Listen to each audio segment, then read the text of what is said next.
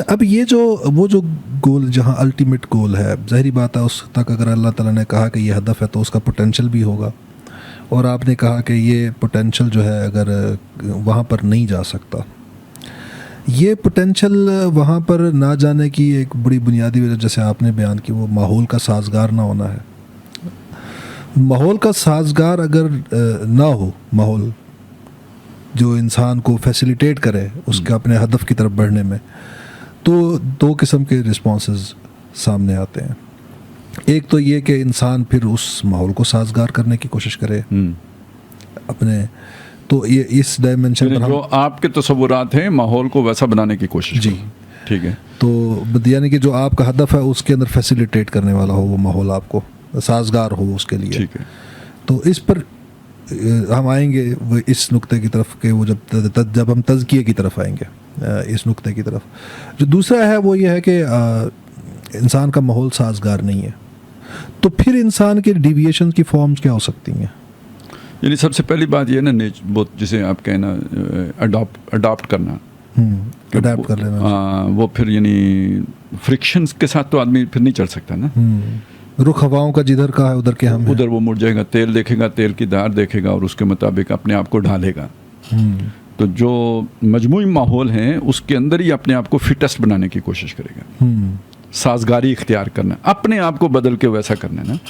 تو یہ جتنی بھی ایجوکیشن ہوتی ہے نا ہماری، تو یہ کہ ایجوکیشن جو سسٹم ہوتا ہے وہ کائے کے لیے ہوتا ہے؟ یعنی آپ جنگلی ہیں، آپ کو سویلائزڈ بناتے ہیں، کیا بناتا ہے جی سویلائزڈ؟ تعلیم بناتا ہے۔ تو سویلائزیشن بھی غلط بنیاد پہ کھڑی ہو تو تعلیم آپ کو سویلائزڈ بنائے گی کا کیا مطلب ہوا؟ اس غلط سویلائزیشن کے ساتھ سازگار بنائے گی نا آپ کو پھر۔ ہاں جی، ٹھیک ہے، آپ کی کلچرنگ ہو رہی ہے، تربیت ہو رہی ہے۔ جیسے پرانے دور میں سلیوری ہوتی تھی جی، تو اب جو ہے وہ جدید جو مینجمنٹ سائنسز ہیں وہ ساری کیا ماڈرن فارمز آف سلیوری آپ کو سکھاتی ہیں۔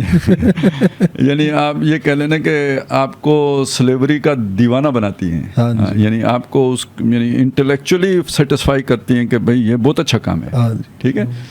نہیں، بہت ساری مطلب ایسی کتابیں ہیں آپ پڑھیں تو وہ آپ کو بالکل منافقت سکھا رہے ہوتے ہیں نا، کہ یہ کرٹیسائز کرنا بڑی بری بات ہے، فرکشن کریٹ کرنا بڑی بری بات ہے، یہ ترقی کے راستے کی رکاوٹ ہے، تو یہ تو آپ کو بڑا جو ہے نا وہ ہونا چاہیے، فرینڈلی ہونا چاہیے، اور یہ کامیابی کی شاخ کلید ہے، ماسٹر کی ہے، اور کسی کو غلط نہیں کہنا چاہیے، چیزوں کو نگیٹو نہیں دیکھنا چاہیے، پازیٹیو رہنا چاہیے۔ یہ سارے حسین الفاظ ہیں، ٹارگٹ بھی بظاہر بڑا اچھا ہے، لیکن یہ کہ یہ چیز آپ کو کرتی کیا ہے؟ یعنی آپ کو اس کے ساتھ سازگار اختیار کرنے کی تلقین ہے نا یہ ساری۔ اور یہ سازگاری کا مطلب کیا ہے کہ اگر آپ کے اندر کوئی اور خواہش ہے، خواہش کون سی خواہش؟ کوئی مال دولت بنانے کی خواہش نہیں، وہ پرفیکٹ بینگ کی اگر خواہش ہے تو اسے قربان کرو، اس کو ذبح کرو، اور یہ اپنے آپ کو ادھر تک محدود کرو۔ اور آج کے دور میں جیسے سٹرکچر کی گرفت ہے انسان کے اوپر، تو یہ اب صرف اتنی ساری بات تو نہیں ہے نا کہ جی آپ ایک فرد ہے یا کوئی اس طرح کا معاملہ ہے، یہ تو ایک پورا سٹرکچر ہے جس کے اندر فرد کوئی اہمیت ہی نہیں رکھتا ہے۔ اس نے سروائیو کرنا ہے تو سٹرکچر میں اپنے آپ کو ڈھالنا ہوگا۔ یعنی یہ آج کے دور، یعنی اس جدید دور میں یہ آ کے ہو گیا ہوا ہے۔ اس دور میں تو یوں سمجھے کہ اگر سٹرکچر تجزیے میں ہے تو کسی فرد کا وہ والا تزکیہ کہ جو اس کی جو سیلف ایکچولائزیشن تک اسے لے کے جانے والا ہو، یہ ممکن ہی نہیں ہے۔ یہ تو تبھی ممکن ہوگا جب پورا سٹرکچر اس کی وہ جو پوٹینشیل ہے جس تک اس نے پہنچنا ہے اس کے ساتھ ہمانگ ہو، اس کے بغیر یہ ممکن نہیں ہوگا۔ صحیح۔ تو اس کا مطلب یہ ہے کہ جو لوگ